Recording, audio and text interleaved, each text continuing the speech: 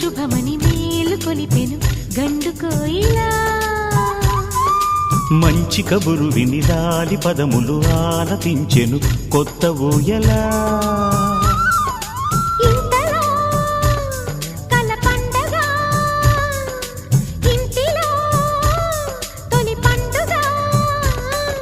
సింగారి సీతకు సీమంతమై సరికొత్త ఆశల వసంతమై మనసు మురిసిపోగా.